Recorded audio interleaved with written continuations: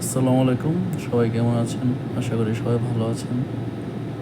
ঢাকা শহরের কিছু দৃশ্য, পাখির চোখে ঢাকা শহর। একটা বিষয় খুবই খারাপ লাগলো যে আমাদের ঢাকা শহরে সবুজের কোনো চিহ্ন নেই। তবে পরিবেশটা সুন্দরই দেখাচ্ছে, ভালো দেখাচ্ছে। কিন্তু এই সবুজহীন ঢাকা আমাদের জন্য যে কতটুকু বিপজ্জনক, আমাদের জীবনযাত্রার মান টোটালি সব কিছুতে ইফেক্ট করবে। অন্য অন্য দেশের দিকে দেখেন, চিন্তা করে দেখেন, ওই দিক থেকে আমাদের ঢাকা কতটুকু পিছিয়ে রয়েছে। ঢাকা বাংলাদেশের রাজধানী, শুধু বিল্ডিং আর বিল্ডিং।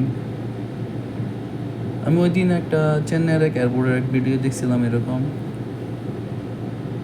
অনেক সুন্দর সবুজে ঢাকা, কিন্তু হচ্ছে যে আমাদের ঢাকা শহরের এই অবস্থা খুবই খারাপ লাগার বিষয়।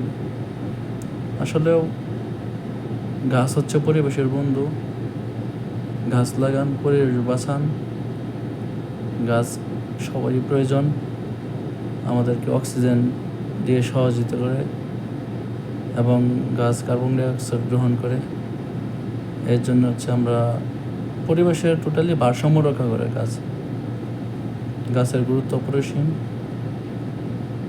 সবাইকে আবারও ধন্যবাদ। আমার চ্যানেলটাকে সবাই সাবস্ক্রাইব করবেন, লাইক করবেন, কমেন্ট করবেন। আসসালামু আলাইকুম।